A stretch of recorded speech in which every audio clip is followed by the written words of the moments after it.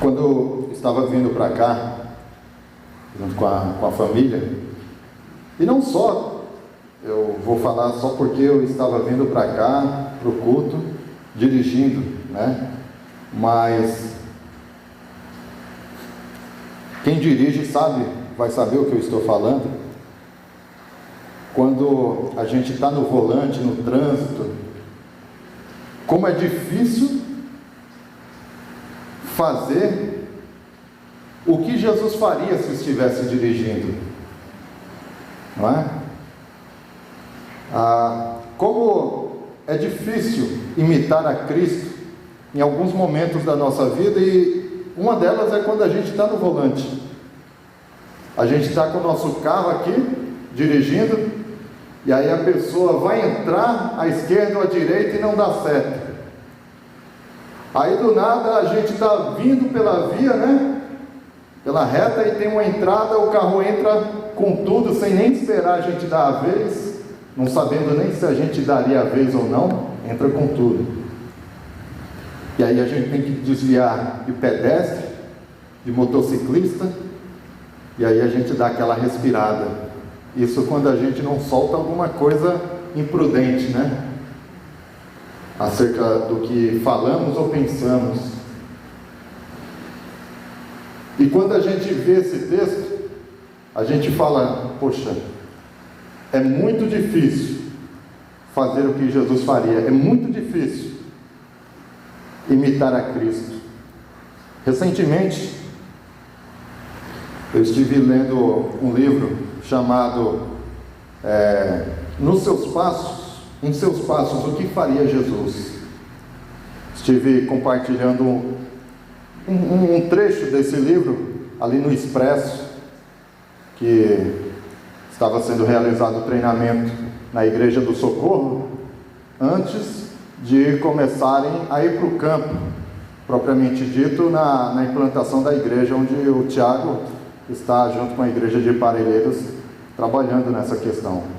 O pessoal do Expresso esse ano estão todos lá. Eu estive refletindo um pouco sobre isso, sobre em nossos passos, o que faria Jesus? Vocês já pararam para pensar? Em seu passo, o que faria Jesus no seu lugar? E é interessante porque se a gente começa a meditar sobre essa questão, isso pode mexer de uma forma muito absurda dentro da nossa casa, na igreja a qual nós participamos. Se em cada decisão, em cada palavra que nós formos falar, em cada gesto, antes a gente parasse para refletir, Jesus faria isso que eu estou pensando em fazer? O meu Senhor, Ele diria isso que eu estou querendo dizer? Meus irmãos, com certeza, o lugar onde nós moramos, o bairro, o trabalho, escola, seria outro ambiente. Se nós, como cristãos, assumirmos a nossa identidade de imitar a Cristo, com certeza nós seríamos ou seremos relevantes onde quer que nós estivermos. As pessoas ansiarão, desejarão que nós estejamos por perto. Se as nossas palavras, como dizia o apóstolo Paulo em uma das suas cartas, se as nossas palavras forem temperadas com sal, se as nossas palavras forem sementes de esperanças, semente de consolação. Eu gostaria de fazer um diálogo com a igreja, se vocês me permitirem, um diálogo o qual eu vou expor entre a Bíblia, o texto sagrado que nós iremos ler, e um pouco da reflexão que esse livro me levou a pensar também. Esse autor, ele viveu entre os séculos 19 e o século 20, na segunda metade do século 19 e na primeira metade do século 20, ele viveu quase 100 anos. O nome dele é Charles Sheldon, que escreveu esse livro. E automaticamente eu fui levado ao texto de 1 Coríntios, capítulo 11, a partir do versículo 1. Aliás, a partir não, somente no versículo 1. Eu gostaria que vocês abrissem as suas Bíblias.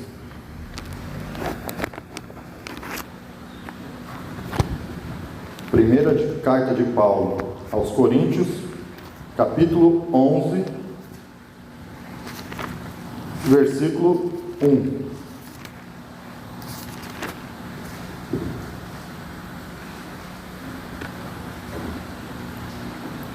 Vou esperar todos acharem.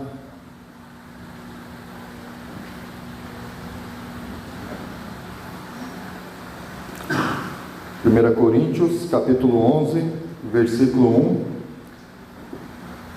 Diz assim a palavra de Deus: sede meus imitadores, como também eu sou de Cristo.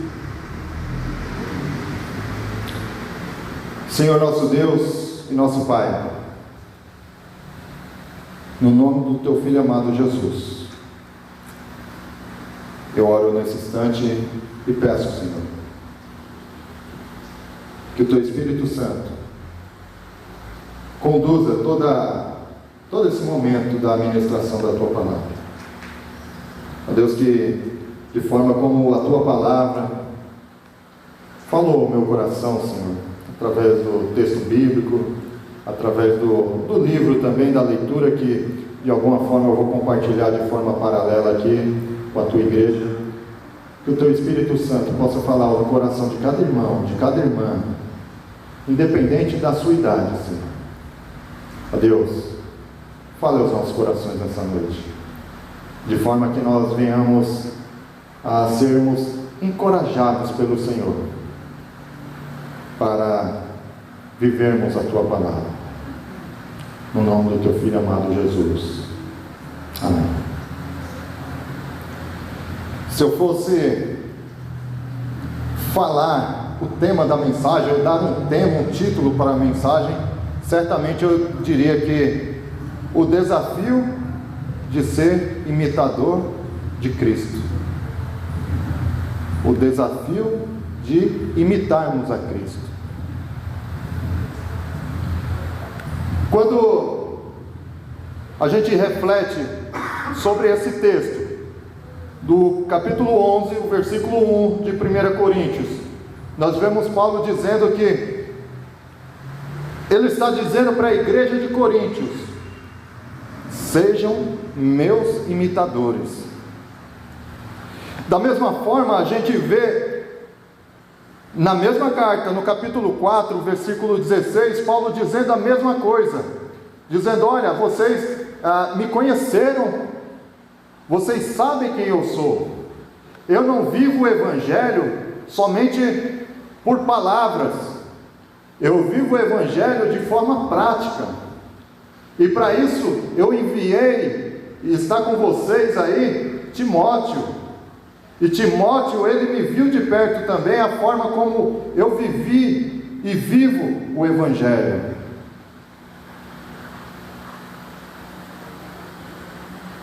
Aqui nós vemos que Paulo, ele tinha consciência, ele tinha segurança de que ele era um imitador de Cristo, e ele se esforçava para isso.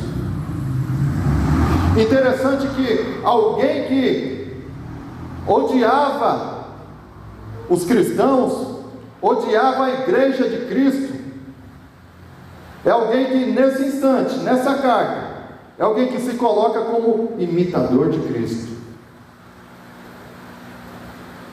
Interessante que em Atos dos Apóstolos, capítulo 9, quando tem a conversão de Paulo no caminho a Damasco, que o Senhor Jesus fala com Paulo ali no caminho de Paulo a Damasco. Jesus disse a Saulo, Saulo, Saulo, por que me persegues? Ou seja, Paulo, e naquele momento era Saulo de Tarso, ele estava perseguindo a igreja, mas percebe que as palavras de Jesus a Saulo naquele instante era de que a perseguição à igreja é a mesma coisa de perseguir ao próprio Cristo. E quando Paulo, que era Saulo, ele perde a visão no caminho a Damasco, o Senhor também fala com Ananias, que morava ali na cidade. E Deus fala para Ananias o seguinte: vai lá e ora por um homem que eu escolhi. E quando Deus fala o nome de Saulo, Ananias fica assustado, fica com medo. E aí Deus fala para Ananias: vai lá porque ele para mim é um instrumento escolhido. Em algumas versões vão dizer, é um vaso escolhido. E ele vai saber o quanto vale a pena sofrer pelo meu nome. Saulo, que agora em Coríntios é Paulo, ele já tinha consciência do quanto era difícil ser um imitador de Cristo. Mas nem por isso ele se negou a ser um imitador do Senhor.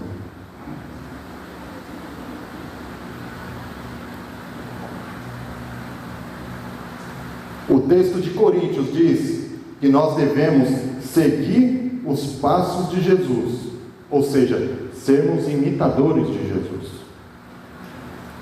Já no segundo texto que eu citei aqui, lá em Atos capítulo 9, no versículo 15, diz que ele é instrumento de Deus, instrumento escolhido. Ali já está dando um entendimento de que Paulo seria um instrumento usado por Deus para fazer aquilo que ele se opunha a fazer em algum momento da sua vida. Agora Paulo está seguindo os passos de Jesus. E nos passos de Paulo, Paulo tem a consciência de que provavelmente as suas atitudes seriam as atitudes de Cristo, no fortalecimento da sua igreja, na expansão da sua igreja, no cuidado doutrinário da igreja. Paulo tem a consciência de que a responsabilidade que lhe cabe agora é uma responsabilidade de um instrumento de Deus, um imitador do Senhor, aquele que está comprometido e não tem para onde correr, somente dar sequência àquilo que ele foi chamado. Cada um de nós aqui, irmãos, temos um chamado específico em nossa vida. Sobretudo, o chamado igualmente para todos é de sermos imitadores de Cristo. Alguém pode ter o dom de ministrar, outro pode ter o dom do amor, outro pode ter o dom de encorajar os irmãos, e cada um tem o seu dom. Mas todos esses dons está submetido, além do dom do amor, de estar submetido a ter o dom do amor, todos esses dons têm que estar submetido a imitar a Cristo. Porque quando nós queremos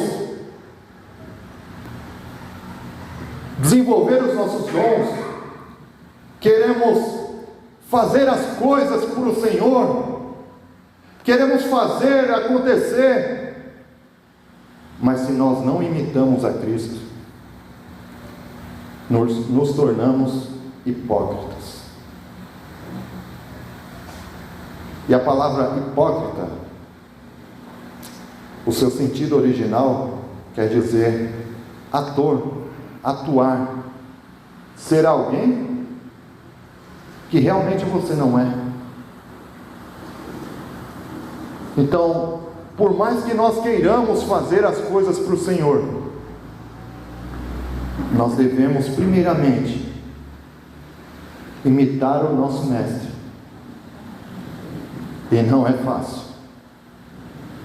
Não é fácil não. Não é fácil em uma situação determinada do nosso dia a dia renunciar às nossas próprias vontades e fazer o que Cristo faria no nosso lugar em um determinado momento.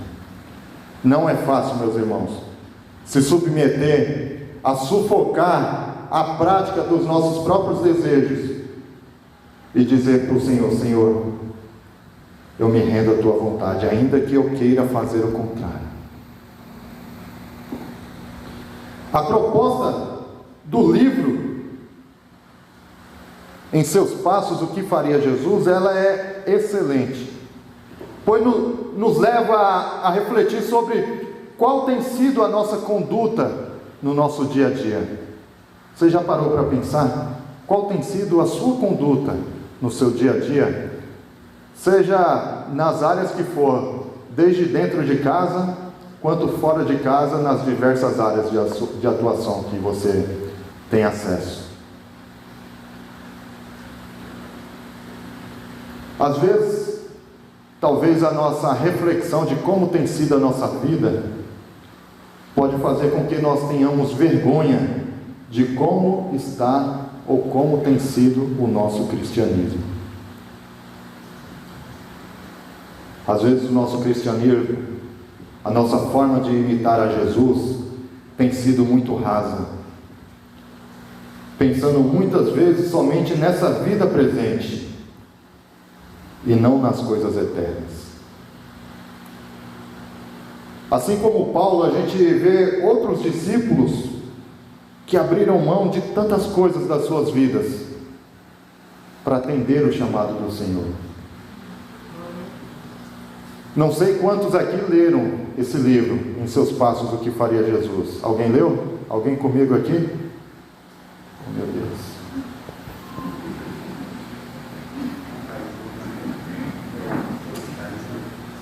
O livro, ele mostra a quantidade de personagens que mudaram drasticamente as suas vidas por conta de um único homem que entrou dentro de uma igreja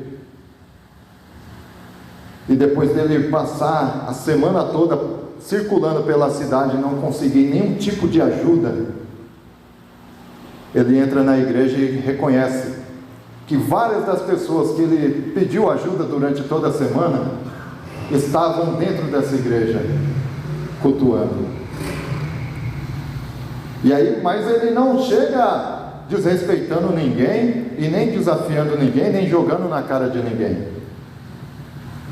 Ele só diz que será que o cristianismo que tem sido vivido pelas igrejas tem sido o cristianismo autêntico que diz as Escrituras Sagradas? E aí depois o pastor daquela igreja chama todos a um desafio, desafiando a igreja durante um ano a assumir um compromisso em cada decisão, em cada atitude, parar para pensar antes: se fosse Jesus no meu lugar, Jesus faria isso?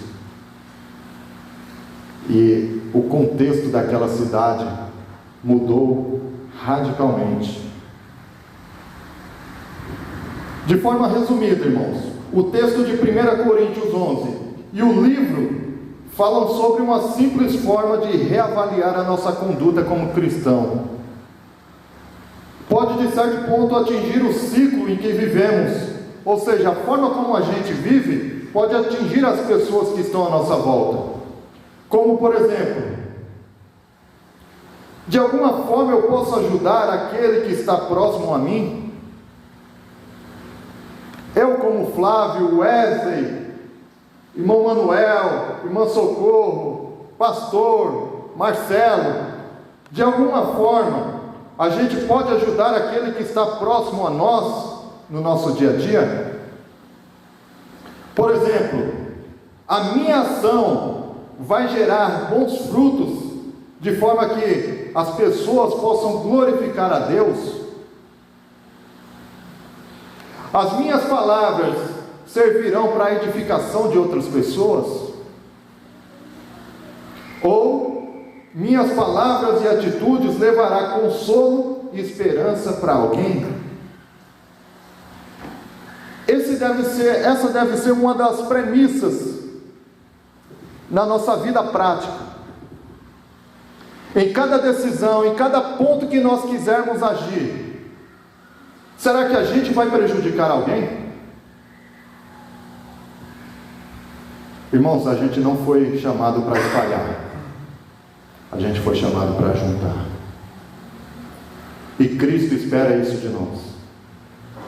Cristo não espera que a gente se reúna somente aqui nos cultos de domingo e possamos viver de segunda a sábado, de segunda a sexta, de forma que muitas vezes a gente nem se lembre que a gente é cristão. A gente é desafiado pelas Escrituras e pelo próprio Mestre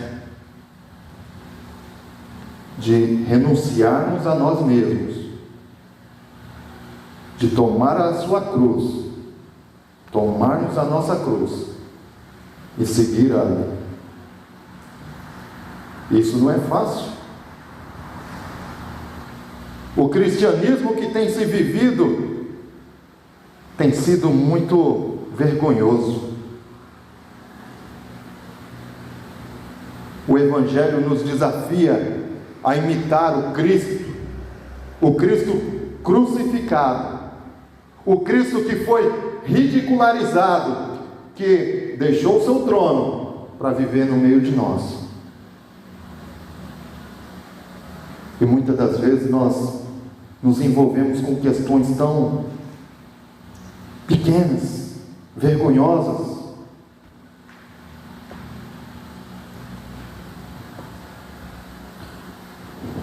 Apenas para a gente ter uma consciência. 1 Coríntios capítulo 11, versículo 1, é apenas um desfecho, quando Paulo está dizendo assim: olha, vocês sede meus imitadores, como também eu sou de Cristo. Paulo não está dizendo isso, a gente quieto aqui e do nada, solta uma frase dessa, e os coríntios olhar para Paulo e falar assim: poxa, o que deu em Paulo que falou um negócio sem sentido? Não, tem todo o sentido o que Paulo está dizendo aqui, porque o que ele está dizendo aqui no versículo 1 é um desfecho do que ele já estava tratando desde o capítulo 8, vindo pelo capítulo 8, capítulo 9, capítulo 10. Paulo está dizendo: olha, vocês devem ter cuidado sobre a carne sacrificada aos ídolos. Paulo estava dizendo também: olha, os apóstolos têm os seus direitos, inclusive eles têm os seus direitos, seus próprios direitos, de evangelizar cidade após cidade, ou de fazer a obra acompanhado por suas esposas. A esposa de Pedro, as esposas do irmão do Senhor também acompanham eles nas suas obras evangelísticas e com a igreja. E ele está dizendo para a igreja de Corinto: é lícito, é conveniente, é bom que isso aconteça. Ele também está dizendo ali nesse contexto sobre, para ele, como era bom, como era gostoso fazer a obra do Senhor, de atuar no ministério. Ele está compartilhando isso com os coríntios. Está dizendo também para que eles tomassem cuidado, para não cometerem as mesmas atitudes que o povo cometeu lá no deserto, na época de Moisés, o povo de Israel, após saírem do Egito. Paulo está abrindo o olho nesse sentido dos coríntios. Ele também está dizendo: olha, tomem cuidado com a questão da idolatria, da comida sacrificada aos demônios, dos cultos que são realizados e dedicados aos demônios. E ele também está dizendo: olha, aproveitem a liberdade que vocês têm, a liberdade cristã que Cristo concedeu a todos nós. Aproveitem. E aí Paulo diz nos versículos anteriores, no finalzinho do capítulo 10, olha, tome cuidado, apenas tome cuidado para que tudo isso que eu já vos alertei, para que as suas atitudes não comprometam a fé de outras pessoas. Faça bom uso da sua liberdade cristã, não prejudique ninguém, saiba viver em todo o contexto social que vocês estiverem. Sobretudo, basta observar a minha vida, é o que Paulo estava dizendo, basta observar a forma como eu vivo, e sede meus imitadores. Observe como eu ajo diante de tantas situações, de vários contextos diferentes. Vejam como eu falo com aquele que não é judeu, como eu falo com o que é grego, com o que é o gentil. Veja da forma como eu me expresso, como eu exponho o Evangelho do nosso Senhor Jesus Cristo, e dessa forma, me imitem. Paulo está dizendo algo muito simples.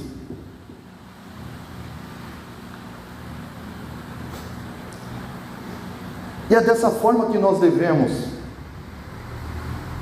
nos colocar diante do Senhor. É dessa forma, irmãos, que nós devemos nos colocar diante da nossa casa, diante da sociedade, diante dos familiares. Todos eles estão observando a nossa conduta, a forma como a gente fala. Todos eles estão observando o tipo de linguajar que nós temos nas conversas paralelas, muitas vezes dentro do nosso trabalho. As pessoas observam. Será que nós teríamos essa coragem de dizer para as outras pessoas: você quer seguir o Evangelho? Sede meus imitadores, como eu sou de Cristo. Irmãos, eu confesso a vocês que para mim, eu não tenho toda essa capacidade de dizer o que o apóstolo Paulo dizia. Será que alguém de nós aqui teria essa capacidade de dizer: sede meus imitadores, lá fora, e ter a consciência limpa de que nenhuma atitude sua compromete?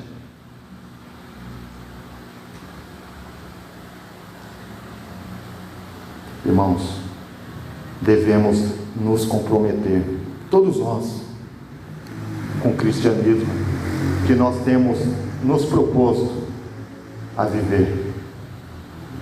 Devemos nos engajar mais na adoração ao nosso Senhor Jesus Cristo. Devemos orar mais. Devemos renunciar mais às nossas próprias vontades. Porque ser imitador de Cristo não é esse oba-oba, não. Não é esse cristianismo que eu vejo quando eu olho as Escrituras Sagradas. Imitar a Cristo sempre foi sinônimo de remar contra a maré. No entanto, podemos descansar em Deus, pois o próprio Senhor Jesus está conosco dentro do barco. A gente não precisa e não deve se amedrontar diante das dificuldades, porque imitar a Cristo vai nos gerar dificuldades, mas o Senhor está está conosco. O mundo e o sistema social sempre irão propor uma maneira mais fácil de lidar e resolver as coisas. Isso nas mais diversas áreas. O sistema, o mundo, a sociedade, seja lá o nome que a gente possa dar, sempre vai querer a forma engessada por eles, ou dinâmica, como eles dizem, de lidar com as questões do namoro, com as questões do casamento. Irmão, namoro é compromisso de altar. Pelo menos deve ser encarado assim.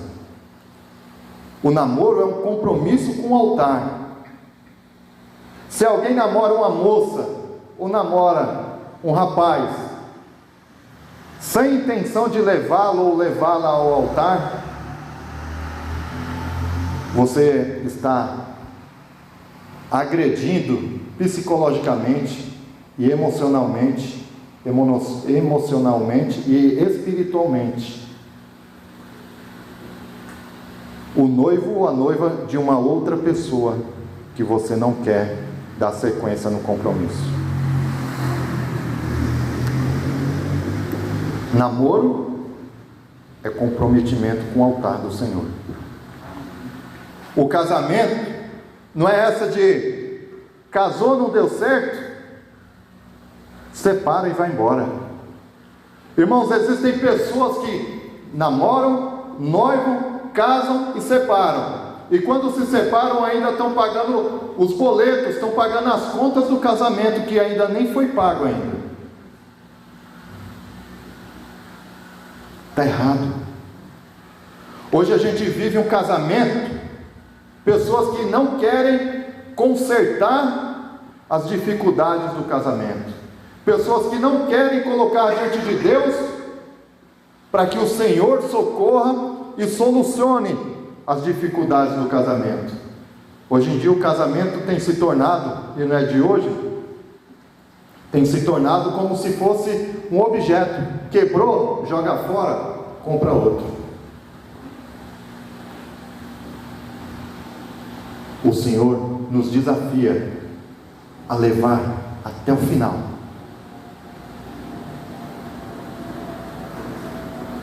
Coloque diante do Senhor essas dificuldades. Coloque. As finanças. Irmãos, cada vez mais nós temos visto. Isso não é por conta da pandemia. A pandemia agravou ainda mais a situação. Mas cada vez mais as pessoas têm ganhado menos, ou às vezes têm gastado mais. E a generosidade, não só na igreja, mas a generosidade com alguém necessitado, tem sido mais difícil ver essa expressão de doação, de socorrer. A gente sabe que a igreja, o compromisso da igreja é levar a palavra de Deus, a salvação de Cristo.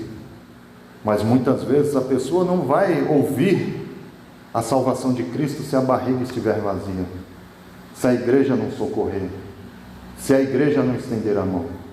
É necessário que a igreja esteja sensível a essa situação. Quantas pessoas também têm caído na questão da pornografia? Pessoas que têm se comprometido, seja por sites pornográficos, seja por conteúdo ilícito, que muitas vezes são enviados de forma privada ou de forma em grupo. E muitos cristãos têm caído nesse erro, têm caído nesse pecado. E não seria isso que Cristo faria.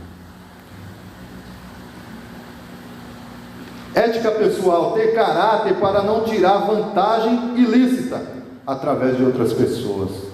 A gente vê muitas vezes no ambiente de trabalho pessoas que cometem um abuso moral, o abuso por conta do seu cargo que ela desempenha, de querer pisar em outras pessoas, de querer forçá-las a fazerem algo que não é lícito fazer. Eu tenho um colega, eu não chamo mais de colega, chamo de amigo, um irmão que está estudando comigo no seminário. Ele foi confrontado em uma rede varejista de grande porte, internacional. Ele foi confrontado a fazer parte de algo ilícito.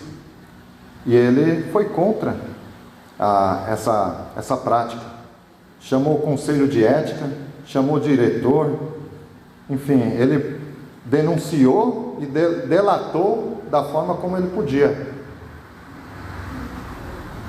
Tinha um ótimo salário, tinha um salário muito bom, sua idade aí aproximadamente por volta dos 50 anos de idade, um bom padrão de vida, mas se negou, se recusou a fazer parte de algo que era ilícito. Resultado, foi demitido. Isso que acontece, irmãos, quando nós não queremos nos dobrar aos padrões desse mundo. As pessoas querem cortar, querem eliminar, não concordam com a forma de como nós vemos as situações de forma diferente da deles. Escolas, devemos imitar a Cristo também no ambiente escolar. Respeitar os professores, não só os professores, mas todos os profissionais da área da educação que fazem com que seja possível o funcionamento de uma determinada escola.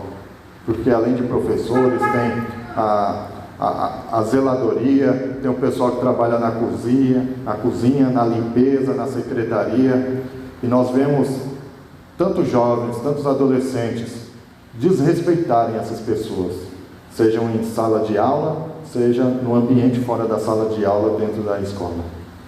Então, nós como cristãos, você adolescente jovem, seja em escola do ensino médio, fundamental ou universidade, nós devemos respeitar aqueles que estão ali se empenhando de alguma forma para levar o ensino. Teve um teólogo do século XIX que ele dizia: eu olho para a igreja e vejo a igreja no mundo. Eu olho para o mundo e encontro dentro da igreja. A igreja tem perdido os seus valores de imitar a Cristo. A igreja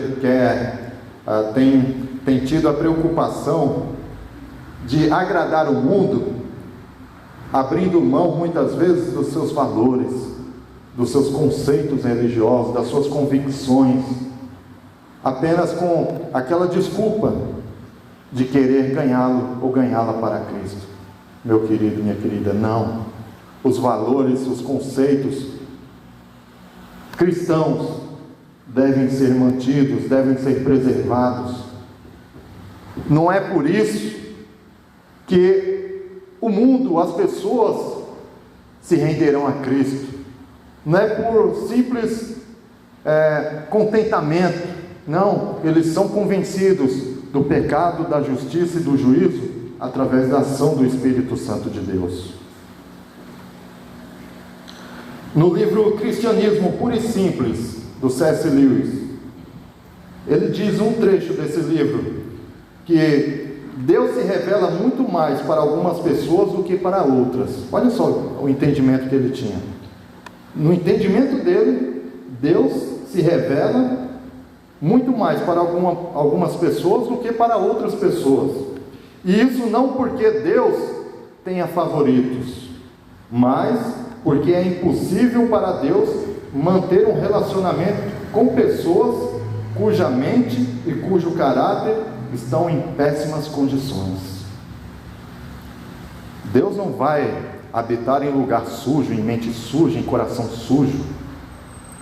Deus não vai se relacionar com pessoas que estão totalmente oposto da sua vontade.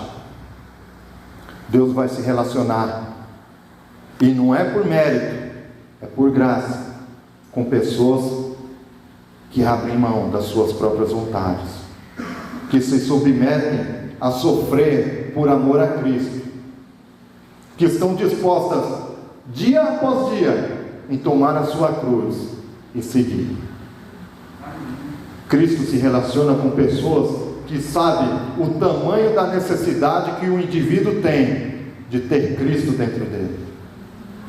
Sabendo que não é por mérito, não é pelo muito fazer, não é pelo muito falar, mas é por fé, é por graça. E como diz em Efésios, assim como tratando da salvação, isso não é mérito nosso, é graça de Deus.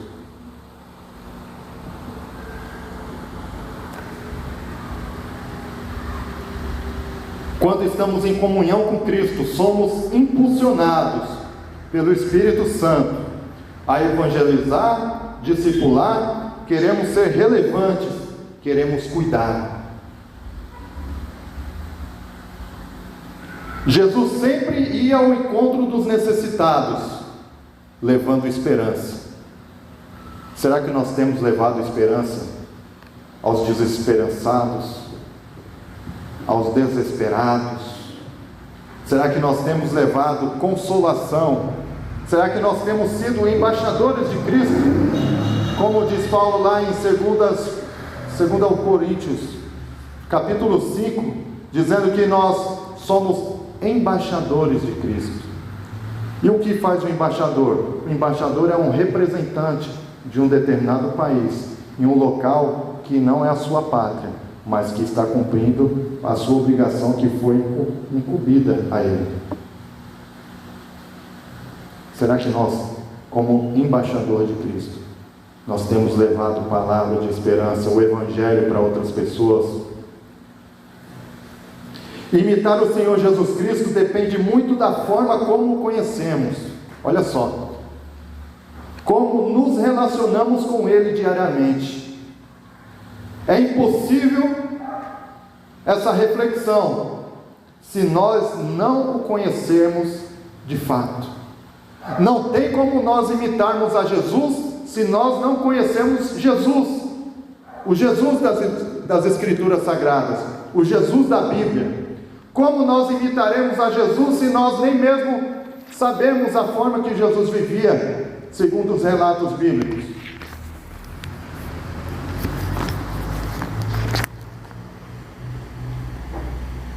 Não há possibilidade alguma de imitarmos alguém que nós não conhecemos. Se há alguém entre nós que enxerga o cristianismo apenas como um ciclo social, ou quem sabe vê a igreja apenas como um lugar para ir, infelizmente esse não é o cristianismo que Cristo chamou você para viver.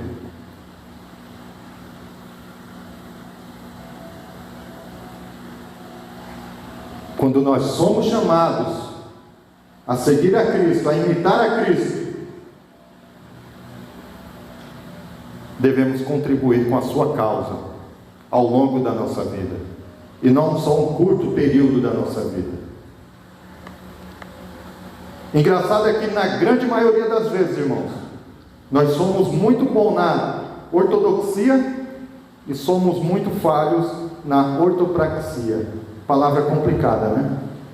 Mas a ortodoxia, ela é uma palavra que vem do grego, que fala a forma de seguir a Cristo, ou seja, a forma de ter a doutrina correta. Isso é ortodoxia. E a ortopraxia é sobre o conceito de praticar de forma correta a sua fé. Ou seja, não adianta nada a gente ter uma fé correta, mas se essa prática não está alinhada ao nosso dia a dia. E é isso que Paulo trata aqui nesse texto. É isso que Paulo trata lá em 1 Coríntios capítulo 4, versículo 16, se eu não estiver enganado, quando ele fala: vocês me conheceram. Paulo está dizendo: a minha ortodoxia, ela está alinhada com a ortopraxia, ou seja, a minha fé, ela era vivida, e é vivida de forma prática, não é por meras palavras, não é por mero conhecimento, é na forma prática. Eu procuro viver aquilo que eu falo. Irmãos, devemos procurar viver aquilo que nós falamos. Imitar a Cristo é isso. É procurar viver a fé que a gente expressa. Paulo estava tão conectado ao Senhor, que ele não só tinha uma fé pura, como também o seu modo de viver agradava a Deus. Para nós, a Bíblia ensina o perfeito equilíbrio entre a fé e a prática, conhecimento bíblico e obediência diária. Nós temos um manual de como viver segundo a vontade de Deus. Aqui nós temos todos os ensinamentos. Aqui nós temos aquilo que Deus orienta a gente a fazer e o que não é bom, que não é agradável a Ele que nós façamos. Aqui nós entendemos qual é o sentido do ajuntamento da igreja. Igreja é quando nós estamos reunidos, irmãos. Ninguém consegue ser igreja individualmente. Ninguém consegue e não pode, e é totalmente fora das Escrituras, ser igreja isolado, sem estar fazendo parte do ajuntamento da igreja, da comunhão dos santos. Igreja é quando eu estou junto com o meu irmão, com a minha irmã, em adoração e louvor a Deus. Nesse momento eu sou igreja.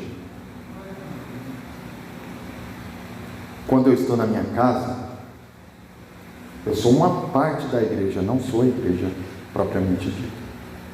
Eu sou um indivíduo que faz parte da Igreja Batista do Jardim Noronha, que está implantada de forma espiritual na Igreja Universal do Reino de Deus, celestial, não é essa que a gente conhece aí fora, não.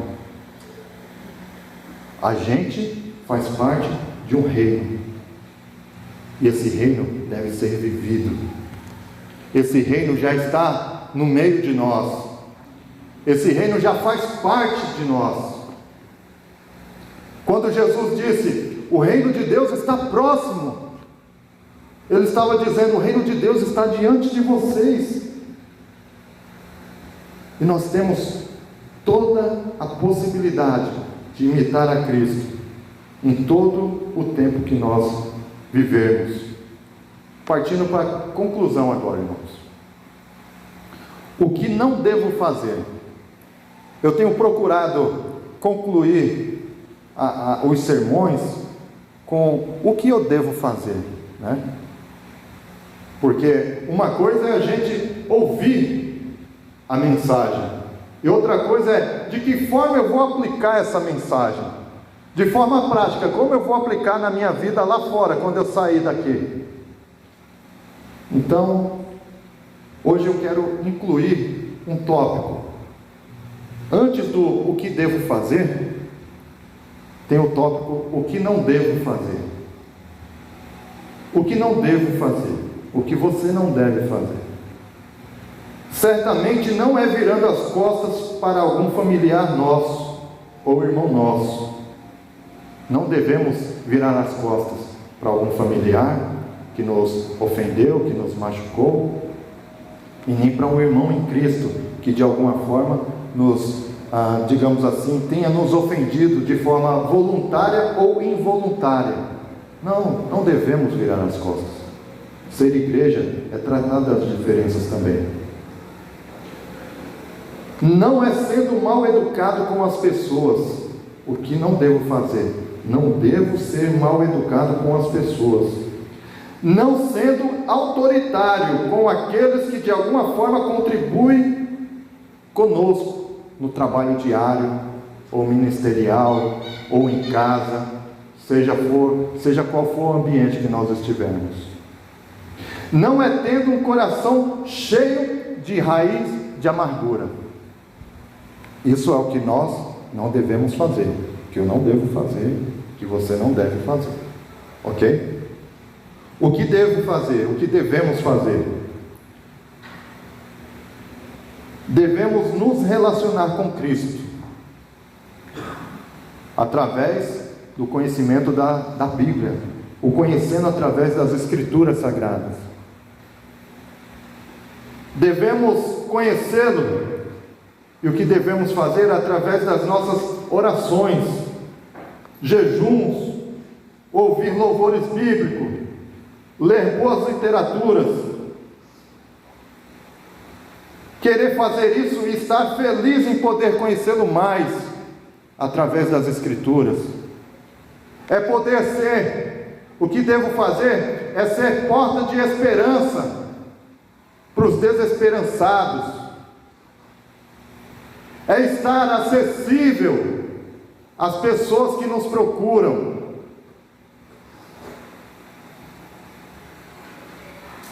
É ter palavras boas para aqueles que estão angustiados.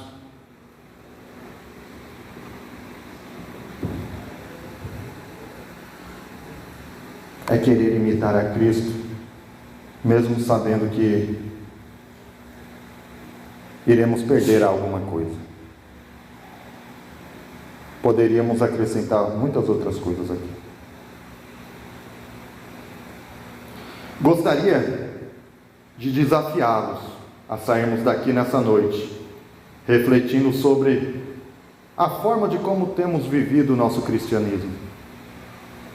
Será que de fato as nossas atitudes, de modo geral, de forma contextualizada com a nossa realidade, seriam as mesmas do nosso Senhor?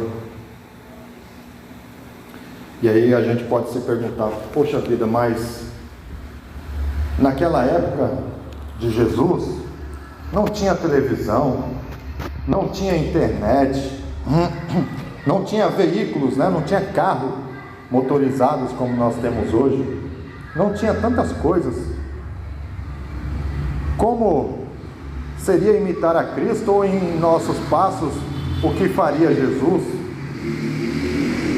Mas o fato de imitar a Jesus, o fato de imitar a Cristo, se resume muito mais de forma moral e ética das nossas atitudes e dos nossos conceitos que nós conhecemos. Tem muito a ver sobre as nossas atitudes e decisões que nós sabemos que causará grande impacto de forma positiva ou negativa na esfera espiritual. É a gente entender que o amor de Cristo, a atitude de Cristo, o imitar a Cristo, deve estar contextualizada com a nossa forma de viver. Devemos saber que Cristo é o principal e único modelo a ser seguido, seja para homem, seja para mulher. Qual o modelo para a mulher viver? Olhe para Cristo. Qual o modelo para o homem viver? Olhe para Cristo. E dessa forma, como diz em Romanos capítulo 8, versículo 29, nós estaremos nos empenhando para que algum dia nós possamos nos tornar parecidos com o Filho de Deus, Jesus Cristo. E dessa parte dessa forma fazermos parte de uma grande família, o qual Cristo é o primogênito dessa família. Que nós estejamos dispostos a imitar ao Senhor Jesus Cristo. Gostaria de orar, assim sentado mesmo como vocês estão. Gostaria de orar por nós.